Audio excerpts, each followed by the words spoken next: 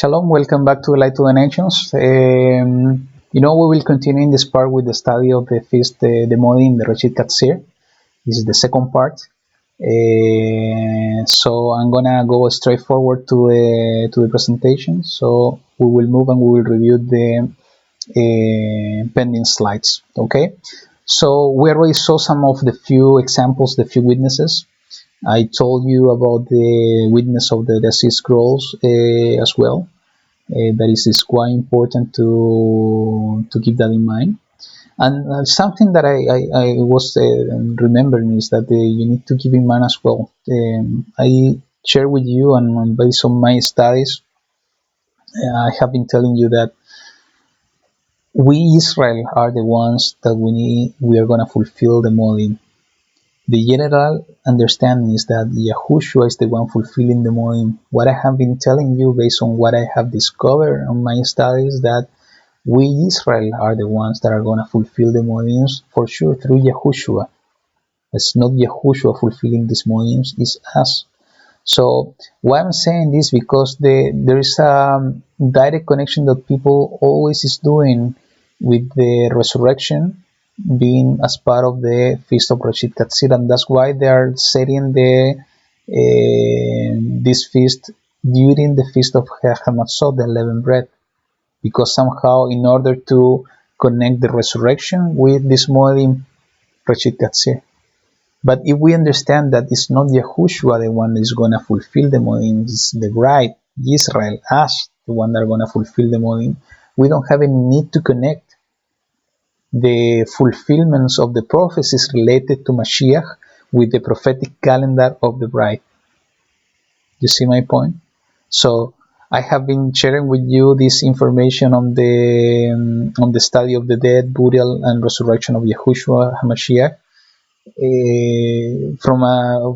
regarding the Pesach, because also most of the people are doing the connection between the crucifixion, the death of YaHuWaH, with the Pesach, and we saw in that study that YaHuWaH was crucified in the calendar of YaHuWaH on the 15th day of the week, not on the 14th when the Pesach needs to be slaughtered and eaten. So I know that we have pending to complete this study. I'm working on the material, so I hope to share with you the remaining two last parts.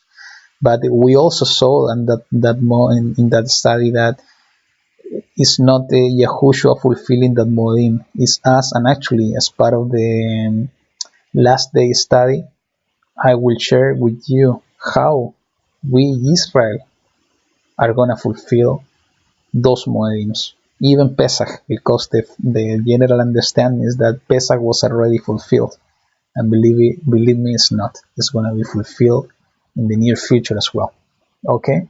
So important you keep that in mind, because I understand that those things are all of that we have in our minds, and somehow it's creating confusion and creating more difficulties for us to understand the truth directly from the word of YaHuWaH. Okay, so keep all of that information in mind.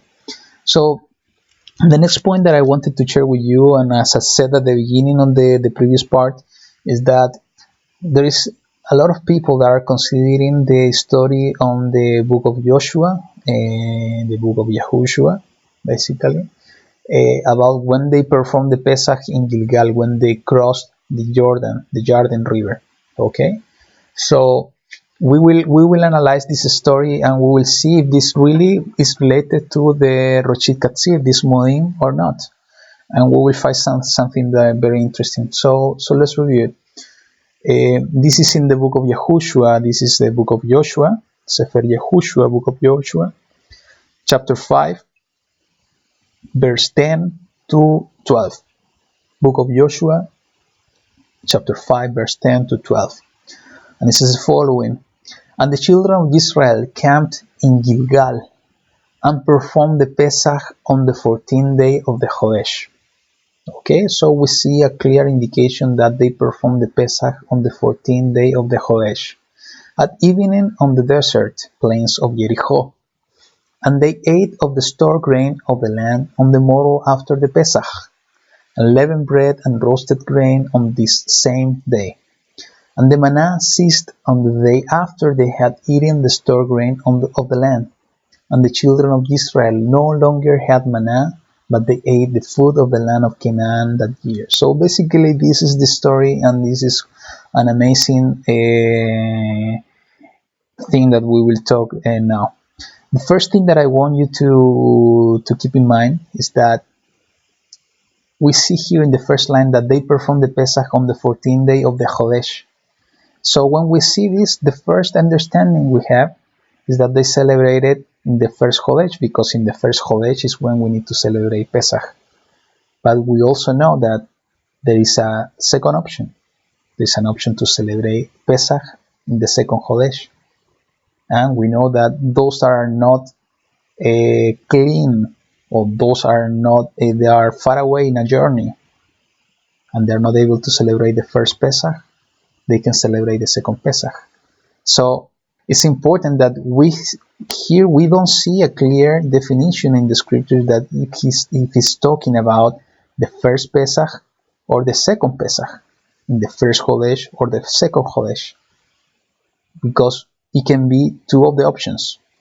Okay, it's important. We cannot assume here. We need to see clearly, directly from the word of YaHuWaH, and not put our assumptions. So it could be two of the options. Okay, so we see here that different events happening. On the 14th day of the Chodesh, they were eating Pesach. On the morrow after the Pesach, they ate the store grain of the land, unleavened bread and roasted grain on the same day. And on the following day, the manna ceased, and they no longer had manna from that day on. Okay, so if we put this in a graphical representation, on day 14, they performed the Pesach in Gilgal, and we know that Pesach needs to be eaten during the night, between the 14th and the 15th. It says that in the 15th they ate the store grain, unleavened bread, and roasted grain.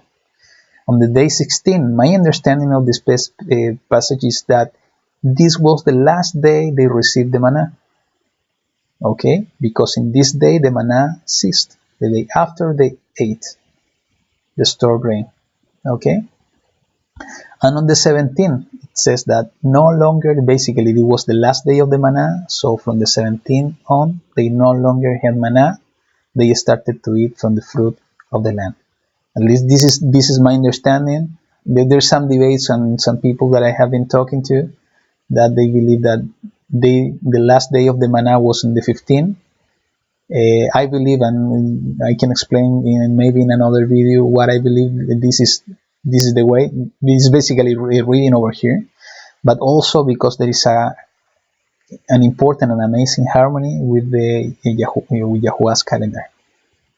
That this has to be the day. Okay, so how we can unlock all this information and to see if this is really related to Reshith Katzir or not. So the key here to understand everything is related to the manna. The manna ceased on this moment. Okay, so let's take a look on information about the manna in the book of Shemot. And we see in the Sefer Shemot, the book of Exodus, chapter 16, verse 35, the following. And the children of Israel ate manna 40 years, until they came to an inhabited land. They ate manna until they came to the border of the land of Canaan. So the chapter 16 is basically telling us the entire story of when manna descended for the first time on the children of Israel, and how YaHuWaH used all of this in order to teach the children of Israel about the Shabbat.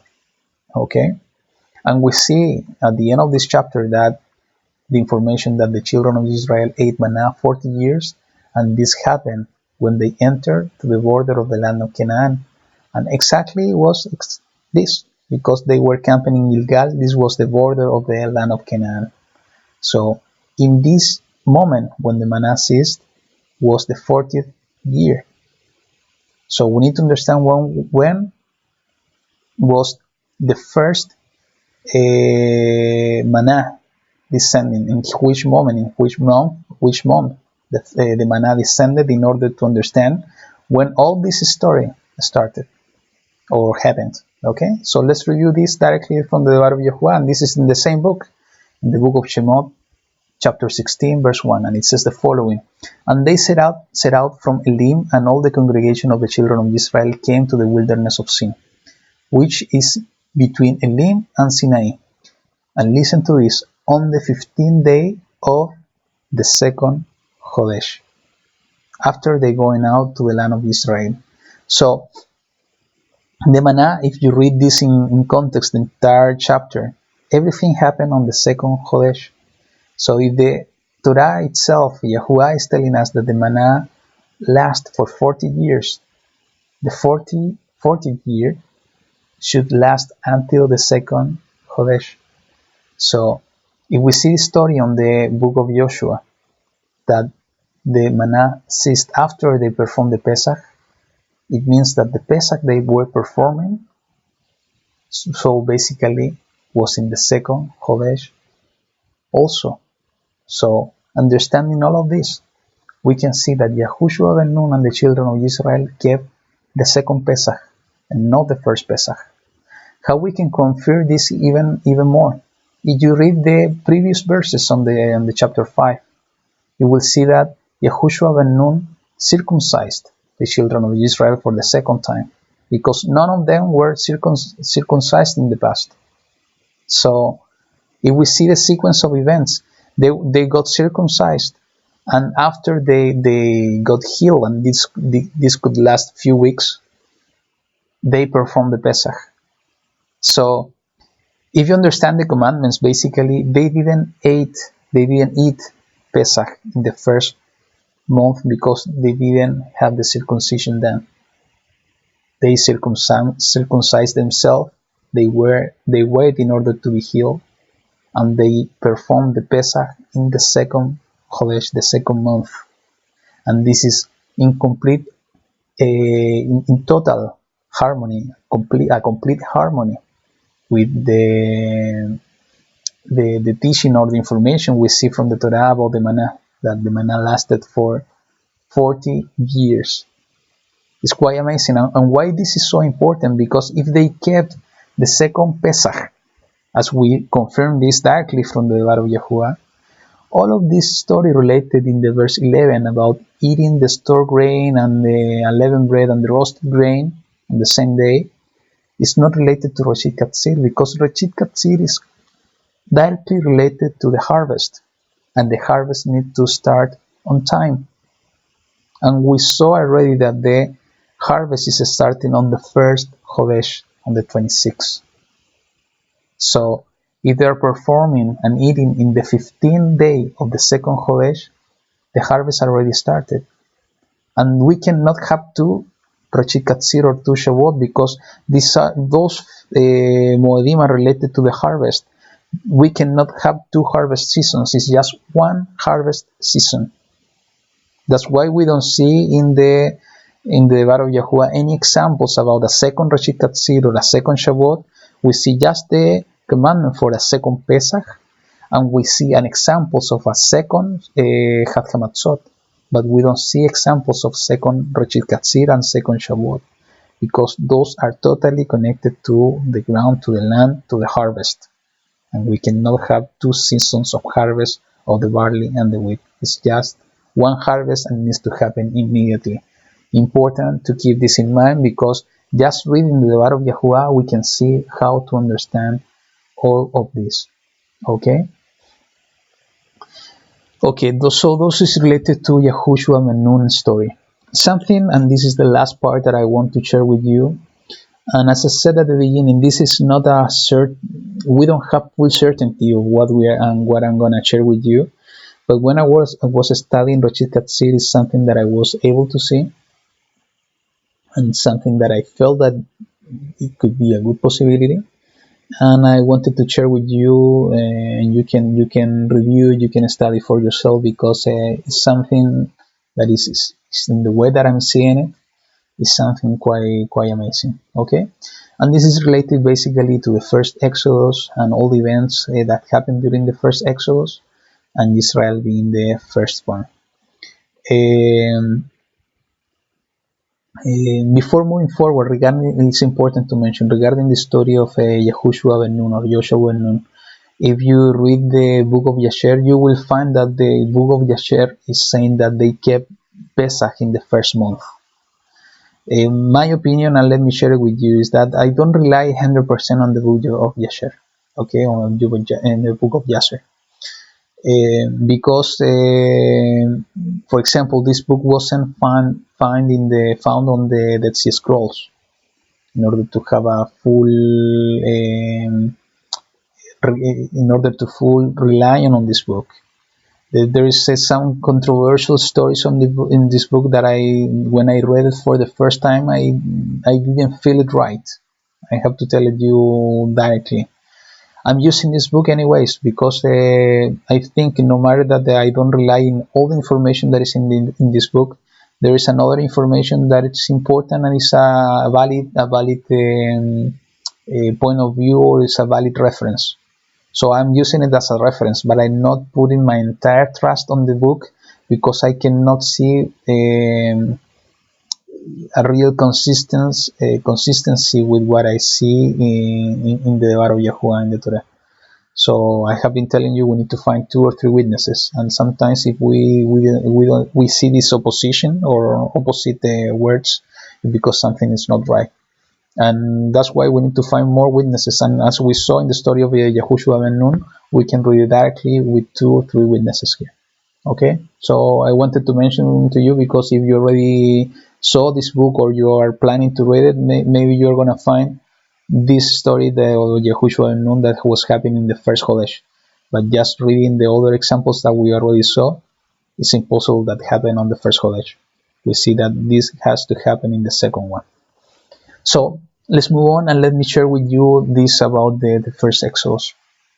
So we see that basically the sequence of events that happened when Israel came out of Mizraim or Egypt are quite important to understand basically the timings and the places they went after they came out from Mizraim. And also we need to understand what the timing that was happening during those places and what was the timing for the crossing on the Red Sea. That's going to be the entire analysis I'm going to share with you now. So we're going to start in the Sefer Shemot in the book of Exodus, chapter 13, verse 17 to 22, and it says the following. And it came to be when Pharaoh had let the people go that Elohim did not lead them by way of the land of the Philistines. Okay? Though that was nearer. So there is a way that is near from Israel to the land of Canaan or the promised land, but Elohim decided not to let them through that way, even that it was closer to the path, the way that they took. And why was that? It says over here, for Elohim said, lest the people regret when they see fighting and return to Mizraim. So Elohim led the people around by the way of the wilderness of the Sea of Reeds. So they went through a wilderness close to the Sea of Reeds. This is what is written here. And the children of Israel went up in fights from the land of Mizraim. So they were in a marching formation. And Moshe took the bones of Joseph, or Yehusef, with him, for he certainly made the children of Israel swear, saying, Elohim shall certainly visit you, and you shall bring my bones from here with you. And they departed from Sukkot, and camped in Etam, at the edge of the wilderness. And YaHuWaH went before them by day in a column of cloud. This is important to remember, to lead the way, and by night in a column of fire to give them light, so as to go by day and by night. So basically what it's telling here is that they were walking by day and walking by night. Okay? That's why they needed the light during the night. The column of cloud did not cease by day, nor the column of fire by night before the people. So what we see here is basically, here we have a map from Egypt. This is the Sinai Peninsula. And here we have the promised land, we have the land of Israel. So here we have Mizraim, and there we have Canaan. So the closer road was this one. But we see over here that YaHuWaH Elohim decided not to let them through this way. because they could regret and come back, return to Misraim. So Elohim led them through the desert, the wilderness of the Sea of Reeds, and this is the wilderness. Okay, so this is, and if you are not aware, I have some videos on the channel talking about the Exodus conspiracy, and there is an important witness and evidence that the crossing of the Red Sea was on this place. So the route they took was basically this one until here they crossed the Red Sea, and all the story of the Israel on the wilderness happened here in Saudi Arabia, basically, and they came to the land of Canaan because Gilgal is around this place. Okay, there's another theory that is also very compelling, is that the crossing was over here, which basically they did some kind of a road like here or like here, then here, and they cross in this place. So both are potential crossing points, but it's important to keep in mind that they were, before crossing, they were in this area. Okay, so let's continue. So another information that I want you to keep in mind, and sometimes we don't pay that much attention and this on this, but this is quite important. It is written in the book of Exodus, Shemot, chapter 12, verse 37 and 38, the following: And the children of Israel set out from Ramses. Ramses is basically the same of the land of Goshen. You can read this on the same book in Shemot. Actually, it's in Bereshith. Bereshith, in the story of YaHuWaH, when Jacob came with his son to Misraim, it is written that the land of Ramses was the best of the land, and is exactly the same of the land of Goshen. So they set up from Ramses to Sukkot, and listen to the number, about 600,000 men on foot. Okay, only the men, 600,000. Okay, beside the little ones. The women, are counted as part of the men in this case. So, man, women, and the little ones. And a mixed multitude went up with them, so another group. Also flocks and herds and very much livestock. So basically we have the man, the women, the children, the mixed multitude, and a lot of animals. Keep in mind that they started almost right after they started they crossed the sea, the Red Sea. They started and they came to the Mount Sinai. They started with the daily sacrifices, the daily offerings. So they had a lot of animals. So just keep in mind and think how long it would take to them to move all this group of people. Logistically speaking, it's not an easy task. Just to coordinate all of them, just to keep the order, just to make, even just thinking of make progress on walking. If you're walking with a big mass of people, it's not something that you are going to be able to do it in a fast pace. It's somehow going slow. It's important to keep in mind the dimensions and the amount of people and animals that they were handling. Okay, so keep that in mind, it's quite important. Also, what I want you to keep in mind is this, what is written in the same book, in Shemot, Exodus, and this was the chapter 3, verse 18. It was the instruction that YaHuWaH gave to Moshe when he was instructing Moshe to go and talk to Pharaoh. And it says the following in the 18: And they shall listen to your voice, and you shall come, you and the elder of Israel, to the sovereign of Misraim, and you shall say to him, YaHuWaH, Elohim of the Hebrews, has met with us. And now please, and listen to this, let us go 3 days' journey into the wilderness to slaughter to YaHuWaH our Elohim. So the message from Moshe to Pharaoh was that they wanted to go 3 days' journey in order to get to the wilderness. So it was taking them 3 days to get to the wilderness. That's the information that I want you to keep in mind. 3 days to get to the wilderness. Okay? And also, we see the entire story of the crossing the Red Sea. that we need to keep some key points in mind. So this is written in the book of Exodus, chapter 14, verse 2 to 31. Okay? And it says the following: Speak to the children of Israel that they turn and camp before Pi-Hahiroth, between Migdol and the sea. This is important information, and we will review it in the next slide. So don't worry about that. I will explain basically the different steps they did. Opposite Baal Zephon, camped before it by the sea. So keep in mind that this was camping in Migdol, was by the sea. For Pharaoh shall say of the children of Israel, and this is important, what was Pharaoh was thinking that they were camping here. They are entangled in the land. The wilderness has closed them in. So basically Pharaoh, when the reason of Pharaoh was that they are trapped, they cannot go anywhere. They are trapped, they are closed by the wilderness and the sea. So it's important to keep in mind, just to, we'll see it in the map, where was this place and why Pharaoh was supposed to think on this. Let's continue.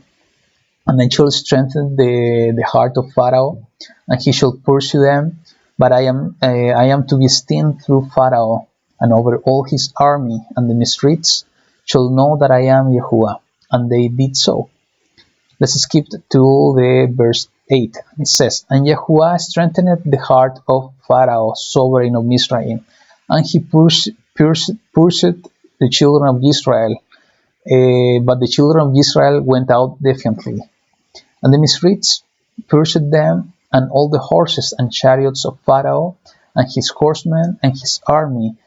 And this is important you keep in mind. And overtook them where?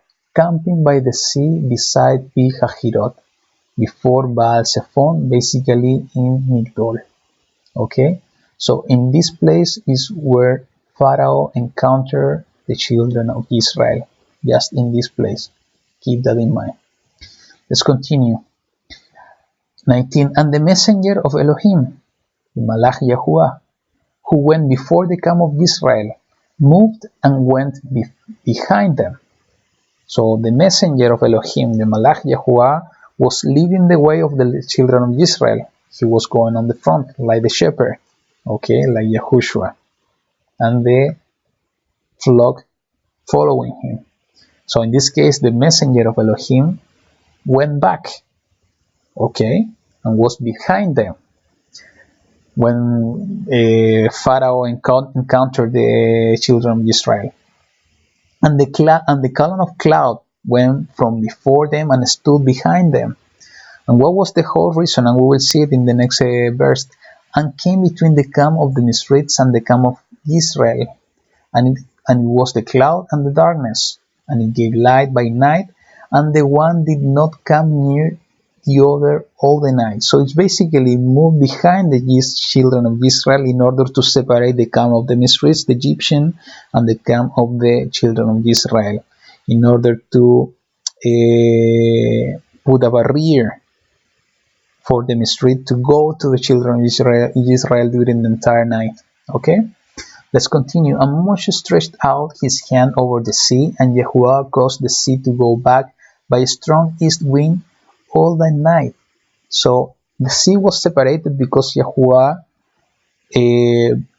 sent a strong wind that was blowing the entire night. It's important to understand that. And came the sea and made the sea into dry land, and the waters were divided. And the children of Israel went into the midst of the sea on dry ground, and the waters were a wall to them on their right and on their left. And the Misrites pursued and went after them into the midst of the sea, all the horses of Pharaoh, his chariots, and his horsemen. 24. And it came to be, when in the morning watch, the last morning of the night, that YaHuWaH looked down upon the army of the Misrites through the column of fire and cloud, and he brought the army of the Misrites into confusion. Important, and you can read the rest of the verses. I'm going to skip to the verse 27. And Moshe stretched out his hand over the sea, and the sea returned to its usual flow. When? At the break of the day. It's basically the sun was almost rising when this happened, when the sea came over the Mithrites, with the Mithrites fleeing into it. Thus YaHuWaH overthrew the Mithrites into the midst of the sea. So basically, the children of Israel crossed the Red Sea during the night, and they were safe on the other side of the sea at the breaking of the day, when the day was starting. And in this moment, Moshe raised his hand with the stick again on high, and the sea returned to normality and overthrew the Mithrites. Important to keep the sequence of events, when it happened, when they encounter each other, and so on, because we will review it now. So basically, we see in the book of Bemidbar, Numbers, chapter 33, verse 1 and 8, each one of the steps and the places that the children of Israel stay since they departed from Mizraim, Egypt, until the wilderness, even beyond that. So we will analyze all of those places, and we will understand this directly using a little bit of technology, just to understand what it means. So let's read it. It says the following: These are the departures of the children of Israel who went out of the land of Mizraim by their divisions under the hand of Moshe and Aaron. And Moshe wrote down the starting points of their departures at the mouth of YaHuWaH. So it was YaHuWaH the one defining the places they were camping and when they need to depart. And we understand this by reading the Torah, that they were departing according to the column of fire and the cloud. Basically, they were following that instruction in order to understand what they needed to stop and camp, and when they needed to pack everything and start walking. So let's continue. And these are their departures according to their starting points. So they departed from Ramses in the first Chodesh, on the 15th day of the first Chodesh. So everything started on the 15th day of the first Chodesh, okay, and was from Ramses. On the morrow of the Pesach, the children of Israel went out with boldness before the eye of all the Mithrites. And the Mithrites were burying all their firstborn, whom YaHuWaH had stricken among them. Also on their mighty ones YaHuWaH had executed judgments. Then the children of Israel departed from Ramses and camped at Sukkot. So they camped at Sukkot. And they departed from Sukkot and camped at Etam, which is on the edge of the wilderness. And keep in mind that they were saying that the 3 days journey to the wilderness, Etam, on the edge of the wilderness. And they departed from Etam and turned back to Pi Hahirot. So they turned back, they returned somehow, which is east of Baal Zephon. And they camped near Migdol. And they departed from before Hahirot and passed over through the midst of the sea into the wilderness. Okay, so the important thing I want you to keep in mind here on this whole story, they started from Ramses and they went to Sukkot and they camped there. 600 men plus the children, women, mixed multitude, and all the animals. Okay, and if you have had the experience to go for camping, you know what it means to camp. Okay, and they did it in Sukkot. They did it from Sukkot to Etam, and they camped again on Etam. Then they turned back and they camped again on Migdol. And in Migdol they crossed the sea.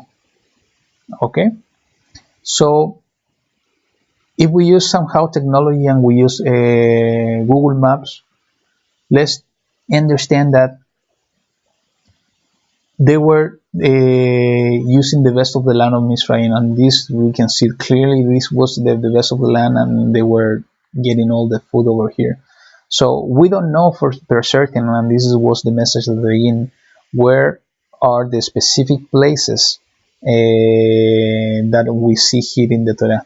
So somehow we will use, and I will show you some places that maybe are not the right one, and that's why this is, we cannot 100% we can have 100% certainty on this, but it's a good reference.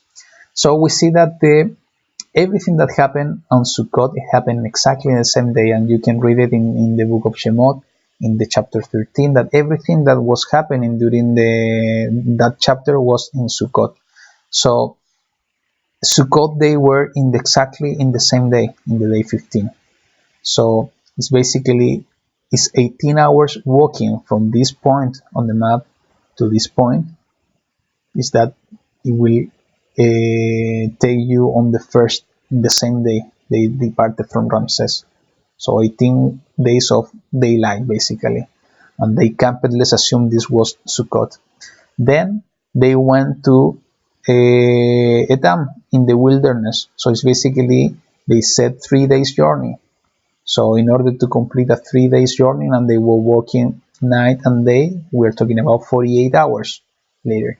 So if we add this in Google Map, and you can do it by yourself, okay, we have around 44 hours walking from this point to this point.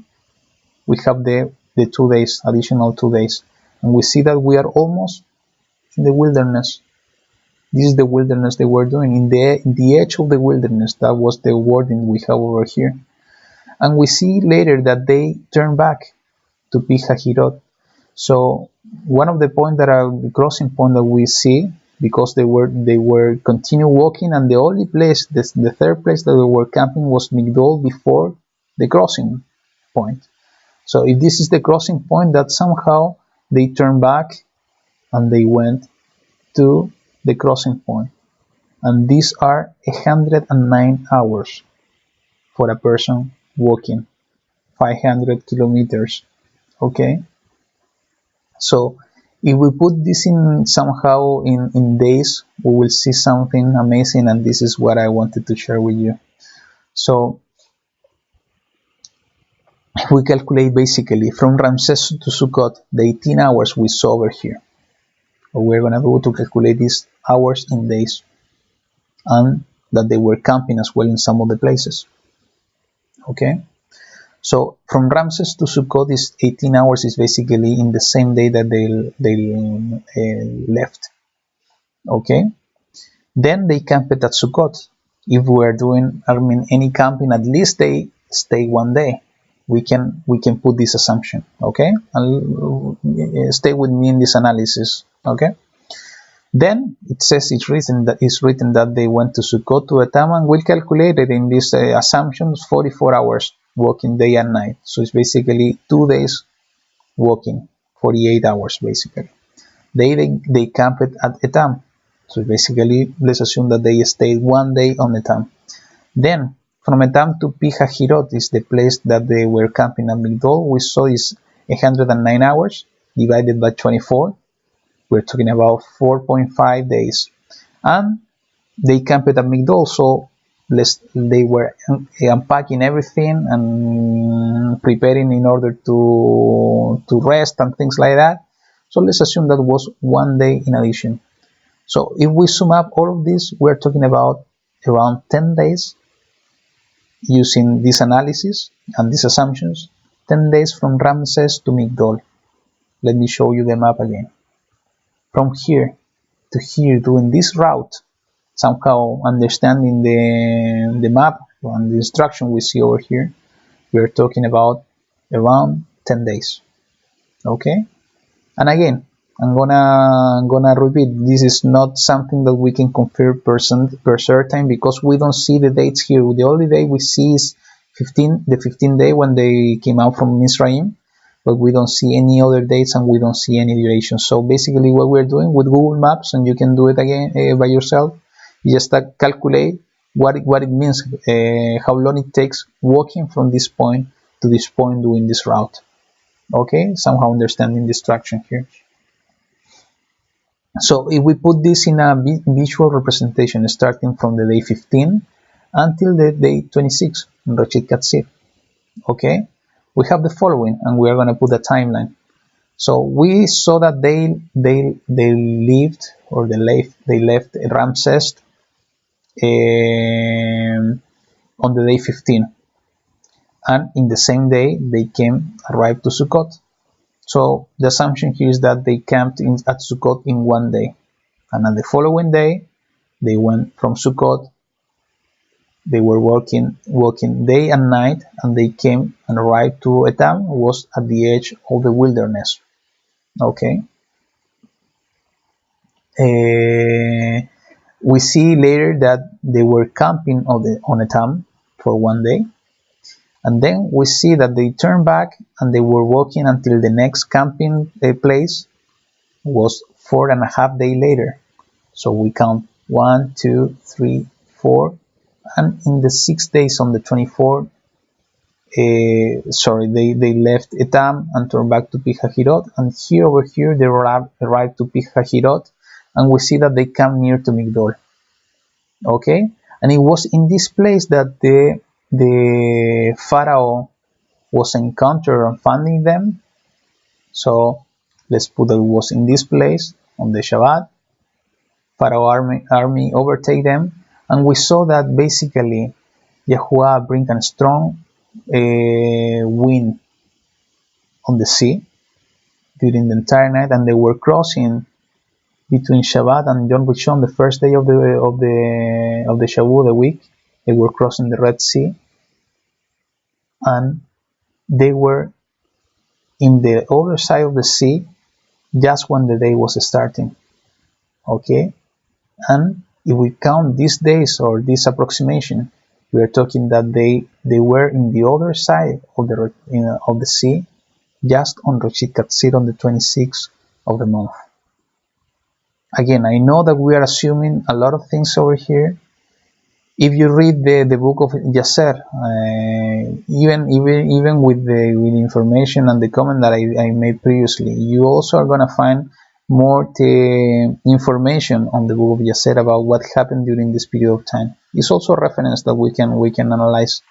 But even considering the route they could use, we see that it's a high probability that they were crossing the Red Sea just the night before Reshith Katzir.